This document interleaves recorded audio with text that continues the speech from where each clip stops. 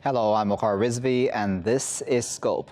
Lebanon is in economic crisis and has been for quite a long time now, especially if we're taking into account the Beirut port explosion and the aftermath of that, as well as, of course, even before that, in fact, with the political crisis that was taking place and is still very much taking place in the country. We know that Saad Hariri has not been able to form a government, and ever since that announcement of his, that he was then giving up on forming a government, the Lebanese lira, that has fallen even more drastically. Obviously, that then leads to a lot of economic upheaval in the country, worsened than what it was going now into the Eid holidays. Basic things like medicines and other such essentials are, for many now Lebanese, hard to reach. 50%, I believe, is the number of Lebanese who are now living close to or under the poverty line. What does this then mean going forward, especially now that France has tried to take the reins of the situation, has tried to help, seemingly by announcing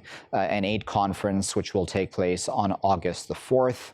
Let's discuss those issues further with our panelists who are joining us today. We're joined now by Dr. Bernard Haikal, who is a professor of Near Eastern Studies. He's also the director for the Regional Studies at Princeton University. He's joining us this morning from Princeton, New Jersey. Joining us from Beirut, Lebanon, is Dr. Christian Tautel, who is a Director of the History and International Affairs Department at the USJ Jesuit University of Beirut. And joining us from Tunis is Dr. Eli Abououn, who is the Director of the Middle East Programs at the United States Institute of Peace. Eli, Christian, and Bernard, thank you to all three of you for your time today. Bernard, let me start with you.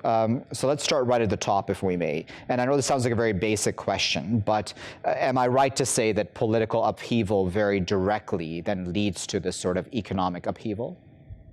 Well, it's political dysfunction and bad governance that leads to what we're seeing today. I mean, this is an entirely self-inflicted crisis because the Lebanese political class, which is utterly corrupt, has led the country to this impasse. And I don't see a solution to the country's problems, economic or otherwise, without first dealing with the politics. And unfortunately, this class is entrenched. It's also militarized and armed, and will not leave peacefully.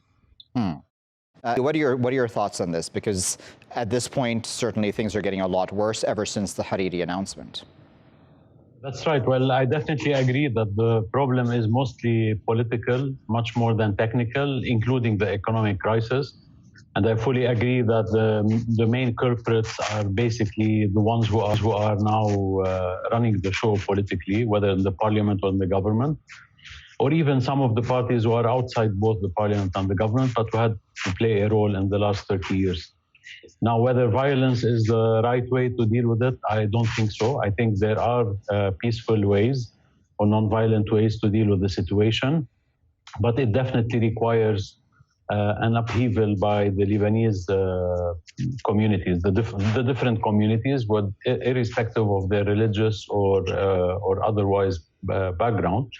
There needs to be an awakening, that the situation as it is going is leading to chaos. And therefore, there is a need to change the way business is being done in Lebanon. And I see, honestly, that the upcoming election 2022 as an opportunity to start this process. However, for the election to be useful, it needs to be managed by an independent electoral body, and it has to be under international supervision. Now, both these conditions will not be accepted by the Lebanese political class, except under heavy international pressure. On the point of international pressure, is that where the solution lies then? We've discussed over the past year, especially since the Beirut explosion, that the Lebanese ruling class, they essentially support each other to remain in place, right? This system that has been in place, be it the sectarian parties otherwise. What are your thoughts on that? Do we need, for example, France to come in and take the reins of the situation? Well, I think that France is trying and have been trying. President Macron came to Lebanon 2 times, and he was supposed to come a 3rd time, then he canceled it because basically he saw that no progress was happening in the government process. But let me say something to catch up a little bit about what my colleagues have said. I think the problem is not only about what is happening inside Lebanon. It's not only about the corruption. Basically, today Lebanon is a hostage country. So it's a country taken as a hostage by international committee. Or so what's happening today? It's the arm wrestling between Iran and the United States, and Lebanon is paying the price of this situation in which we are. As long as there is no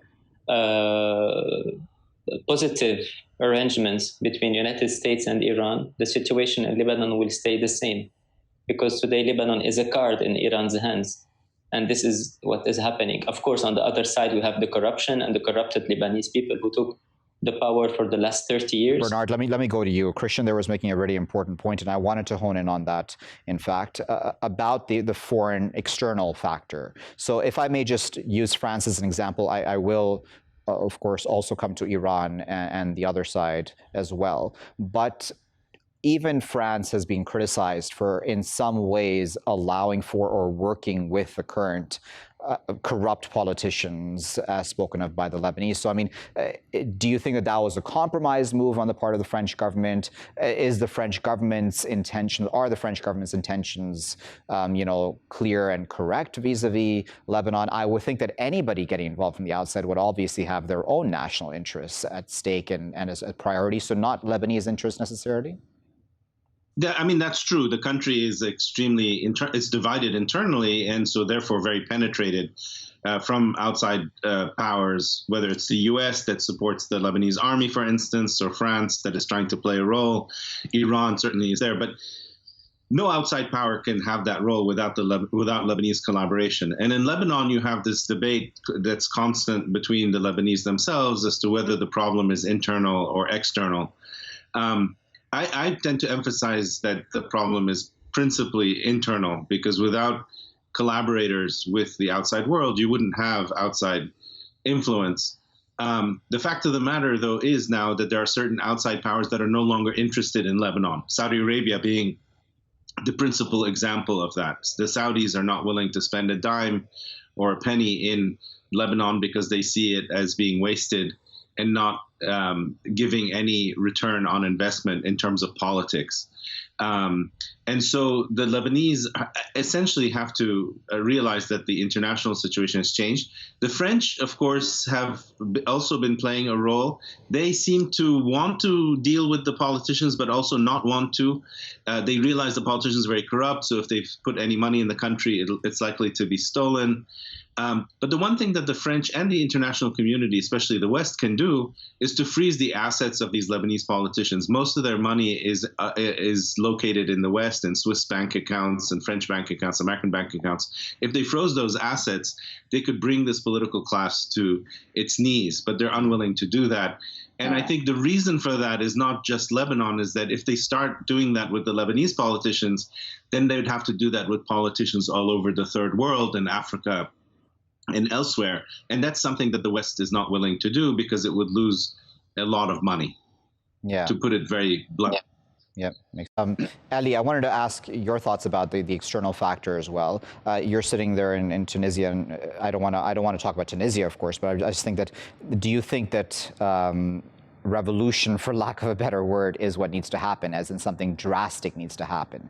It's very different, certainly, because this is an entire system. These are politicians that support each other, corrupt politicians, that is, support each other to remain in office, even if they are many times in differing parties.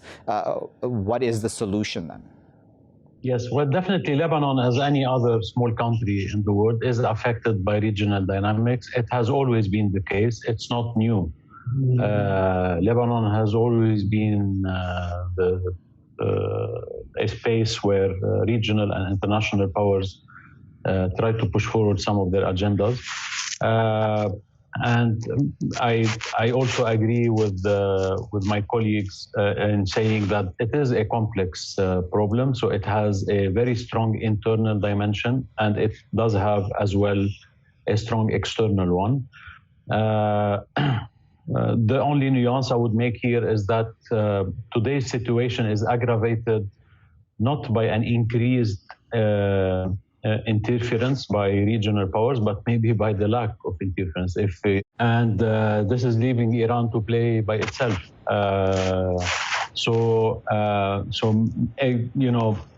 The international involvement in Lebanon is required. I think it is important, but it has to be calculated. I know that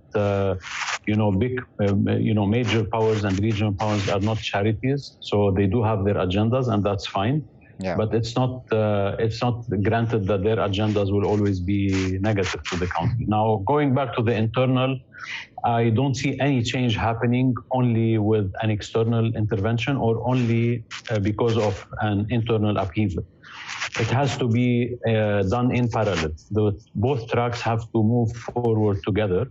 Right. Because currently the ruling class is not only political, by the way. Mm-hmm. It's a ring of political and business people together, and they will not be able.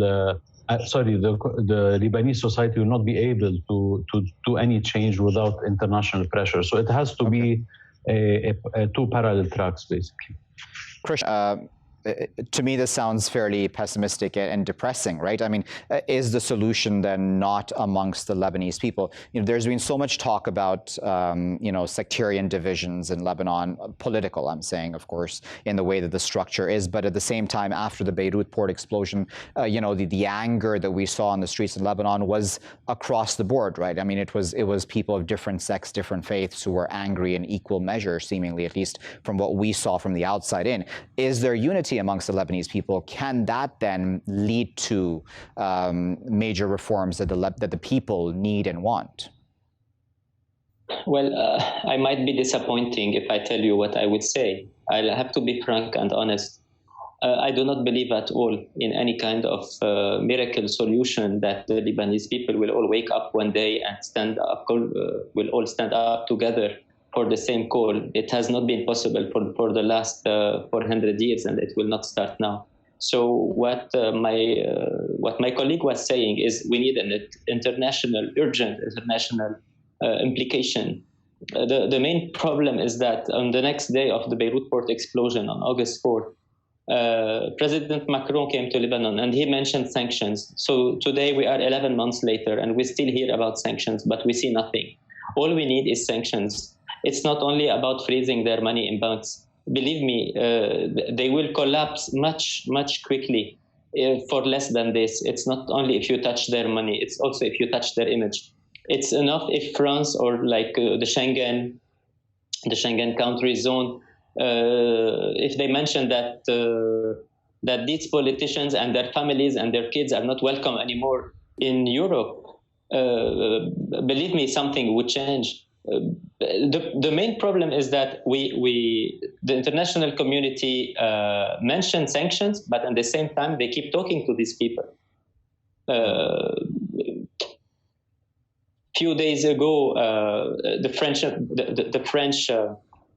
envoy was in Beirut, and he met with Hezbollah leaders, and then he went to meet with Nabih Berri, and then he went to meet with the president of the Republic. So you cannot threaten people and then you sit with them like if nothing happens. Yeah. So okay. This is my opinion. Right. Berta, we're quickly running out of time, so I'll give you the final word. We have about a minute and a half left. August 4th, we're going to have that aid conference that France is to host. I know that that's not meant to be a solution, but does that, do you think, show you at least light at the end of the tunnel that the world will do something about this? We are seeing slowly more talk about, Lebanon and the crisis there in the media as well. No, I don't think so. I mean, I don't, the problem with, even if you were to get all the money in the world, how would you spend it in Lebanon? If you have to go through the politicians and their institutions, that money is not likely to have an effect on the ground because it would just be stolen. Effectively, the only reason Lebanon is surviving in terms of, staving off starvation is because there's a very large Lebanese diaspora. Many Lebanese have family members overseas, and these overseas families send $100, $200 US a month, which is what's keeping a lot of people from starving. So the problem is not money. The problem is politics, and it's how that money will eventually be distributed and spent in the country. That's what you need to focus on, not the money. There's plenty of money from the Lebanese themselves, and also from many countries who are willing to give money to Lebanon, except not to these politicians. Thank you very much to Bernard, Christian, and Ellie for their time today. We'll have to leave it there at that as the clock has gotten the best of us. We really appreciate them taking their time out to share their insight with us and to contextualize the situation within Lebanon. We discussed, and that is certainly the main discussion today, about the economic crisis in the country. The political crisis certainly has led to that, the corruption within the governing system, the sectarian divisions, as many people discuss in Lebanon as well, keeping both society as well as the governing system very divided and thus corrupt as a whole. Is and are foreign players then well placed to be able to handle the situation? France is, as we said, set to host this aid conference on August the 4th. Bernard, they're mentioning quite clearly that that is not the solution. Throwing money at the very corrupt politicians who are then meant to distribute this quote-unquote humanitarian aid is probably not going to be the solution for the country. I'll leave it there for that. I'll be back with the next segment after this break. Welcome back, viewers. You're still here in Scope with me, Waqar Rizvi. Now, in this segment, we're going to discuss a report that came out last year. The Rights and Security International organization based in London had described last year the violent, unsanitary, and inhumane conditions in detention camps in Syria. Those detention camps specifically set up for those suspected of being ISIS members and or family members of ISIS members.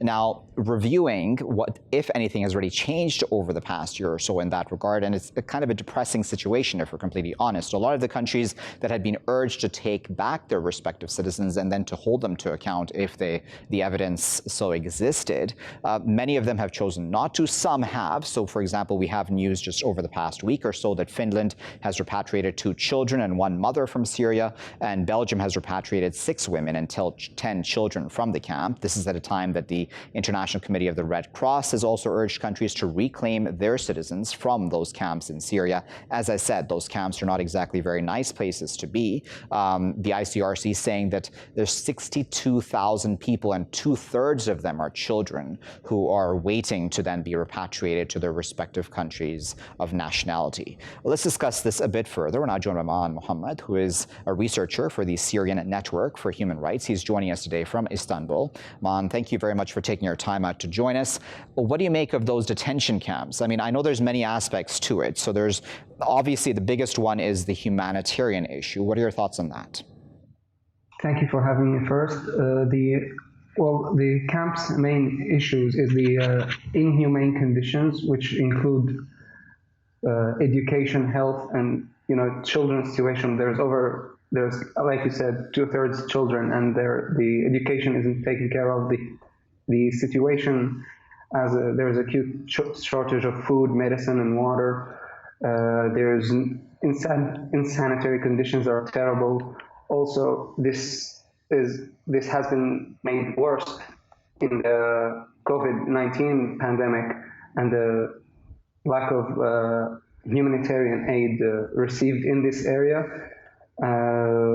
It's really a terrible situation on the humanitarian level, and the country is not taking care of people from their nationalities, not repatriating them, as you said, has been a very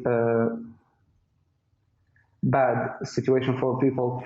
The detention of these people, of these civilians,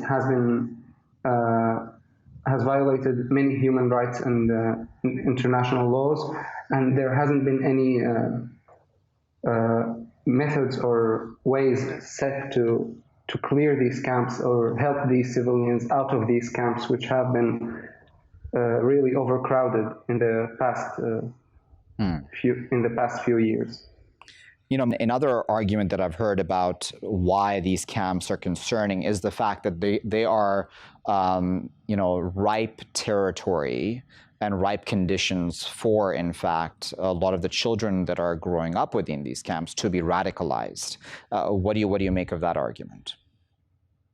Of course, this has been an issue also because at the Syrian Network for Human Rights, we've issued a report late 2020, where we've documented the death of over 50 civilians. 35 were by parties that we were unable to identify, but we can say that some of them have been killed inside the camp. Some people have been killed by personnel affiliated or loyal to ISIS, which shows that they are still in the camp and they have still some influence in the camp, and the SDF aren't really, the security situation is very unstable in the camps, and ISIS control in the camp or influence in the camp can lead to radicalizing of children and other individuals, of course.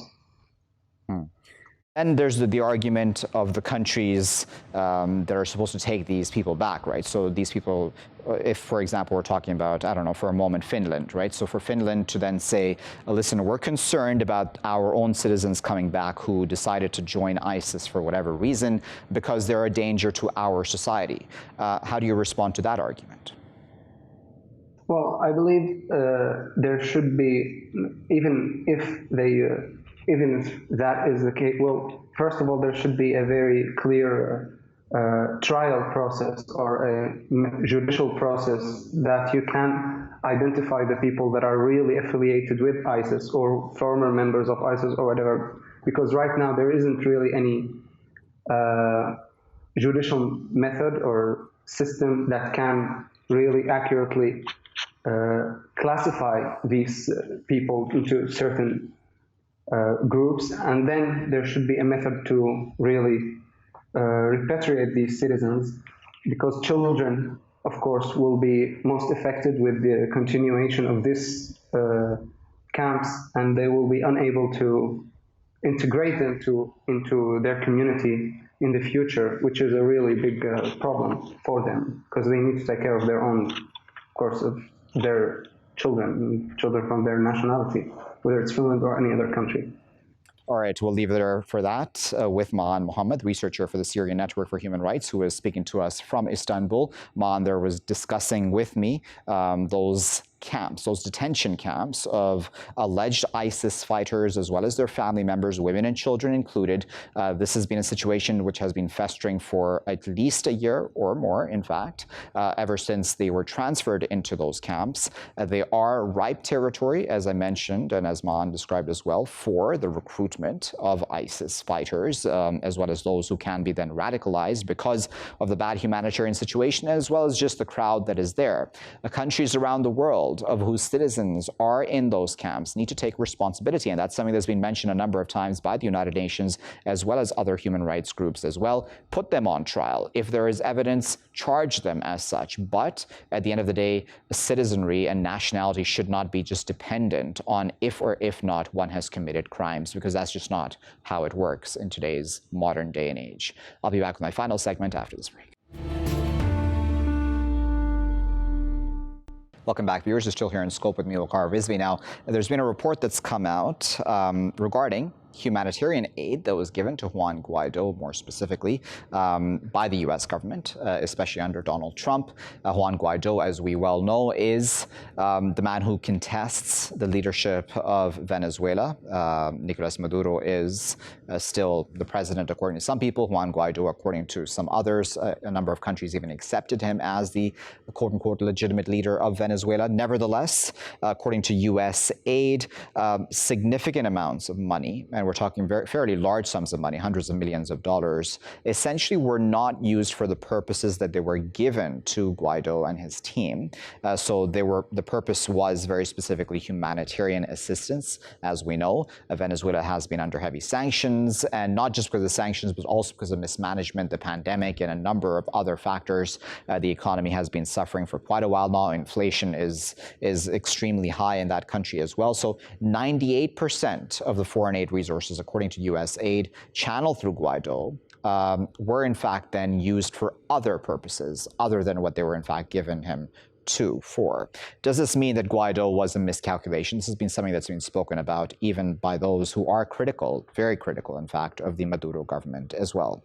Let's discuss that a little bit further. We're now joined by Dr. Alejandro Velasco, who is an associate professor of modern Latin America at New York University. He's joining us this morning from Pomona in California. Alejandro, good morning to you, and thank you for joining us. What do you make of these amounts of money being, for lack of a better word, misused by Guaido? Well, to some extent, it's not a surprise. The strategy that Guaido began in 2019 when he proclaimed himself president of Venezuela as a way to delegitimize Maduro's government was very much always premised on a quick turnaround, a quick reversal of the situation, basically quickly coming to power. There was never any idea that it would be 2.5 years later and we would still be in a kind of stalemate position vis-a-vis Juan Guaido and Nicolás Maduro. What that meant was that the United States, as well as its largest patron, was committed to a strategy of short-term regime change. And so the money that began pouring in was never contingent on any kind of accountability mechanisms, any kind of transparency, because again, the mechanisms, the support structures were not in place to be able to provide for that. And so what we saw over the course of the last 2.5 years is more and more money going towards upholding an opposition movement whose strategy was more and more clearly destined to fail.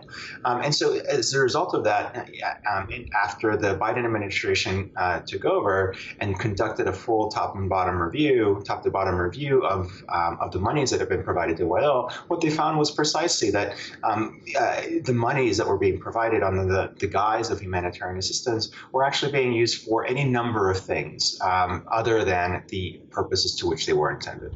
I know this may sound like a very basic question, but why would the U.S. have blinders on to that extent? I mean, was it just blinded by the fact that it wanted Guaido to succeed so badly that it was willing to look the other way? I mean, I would think that Trump's team wasn't unaware of this either. It's true. I mean, it's always difficult to divine motives or intent. However, it is absolutely the case that the U.S. position, especially vis-a-vis supporting Guaido towards this regime change strategy beginning in 2019, was very much driven by failed calculations about the strengths of the Maduro government. And so in a way, there was a self-feeding cycle of belief in the weakness of the Maduro government, in the likelihood that the military would turn on Maduro very quickly, that the people would rise up if sufficient sanctions pressure were enacted on the country. And as a result, what you had was, again, this kind of believing the same kind of rhetoric that was coming both from the Guaido camp and from advisors within the Trump administration that all things would change very quickly. The other thing, of course, is that we should not be surprised at the U.S. government blindly throwing money at missions overseas, especially whose likelihood of success is low, and then solving the problems that they both generated and fell into by throwing more money. And so, we have seen that time and again. Certainly not. This is not the first time, and it won't be the last. Fair to say then, Alejandro, the goal to have Guaido win the hearts and minds of Venezuelans would probably fail even more so now that this sort of news is public. I think the reality of the situation is that Guaido and the report that's come out have, at this time, given the enormity of the crisis in Venezuela, they're just not at the forefront of people's minds. What this report does, and what poses a challenge of the report challenge, is not so much to the people of Venezuela who are suffering every day, but rather to Guaido's own legitimacy, which at this point in time is really only kept alive, kept afloat because of the United States' and a few other partners, notably the United Kingdom's, continued acceptance of Guaido as the legitimate president of Venezuela and therefore as the leader of the opposition of Venezuela. But there are, as you noted at the outset, tremendous amounts of internal dissent against Guaido's rule or against Guaido's claims to legitimacy and to lead the opposition from the opposition itself. There's a massive debate going on in Venezuela's opposition right now as to whether or not they should participate in upcoming elections, as to whether or not Guaido should continue as interim president, et cetera, et cetera. So the real threat of this report is not what it might do to change the minds of Venezuelans vis-a-vis Guaido, but rather will it change the minds of opposition people within the coalition and then other international supporters of Guaido. Is the lesson here, Alejandro, that the U.S. and the rest of the world shouldn't have actually gotten involved to begin with? That's a difficult question that presumes some second guessing.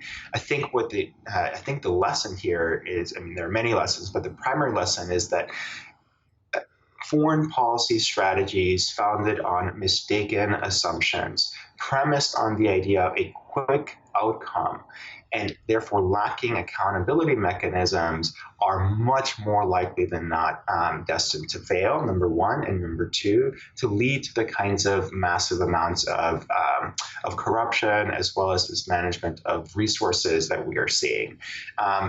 Intervention in itself, of course, is most often the case not helpful. However, there are ways to do intervention that are smarter and those that are less smart. And certainly what we are seeing in the case of Venezuela is one of the least smart ways of approaching it. So rather than suggesting that nothing should have been done back in 2019, really the lesson here is that the experiences of U.S. and other international community interventions that are premised on quick turnarounds, lack of accountability, and a sense of mistaken assumptions are much more than not likely to fail. And so where does this leave Venezuelans, right? Because the situation is still very much unresolved. And I'm talking about the economic crisis / humanitarian crisis with inflation very high. The Iranians have tried to help by sending, I believe, ships of fuel and other such supplies as well. And that's been controversial in and of itself. But this entire episode just gives more strength to Maduro's argument, right? In many ways that, he's in the right in this situation, that this is all being external? Yes, for sure. The question of where this leaves Venezuela, I think, sadly, where it leaves it is in the same place where it was in 2019, and in fact, even worse, and precisely because the COVID crisis has really blown up. Because the sanctions regime, even though people expected that perhaps there would be some sort of easement of the Trump-era sanctions under the Biden administration, that is not in fact taking place. The aperture of the economy towards a dollarization, a kind of de facto dollarization, which began slightly in 2019, but really in earnest over the last 6 to 10 months, even though that has had some effect in terms of providing a sense of small economic rebound. The fact is that it has deepened inequality because, of course, not everyone has access to dollars. And so, the day-to-day situation in Venezuela continues to grow worse from one day to the next. The other problem, of course, is that there's no sense of resolution in the horizon.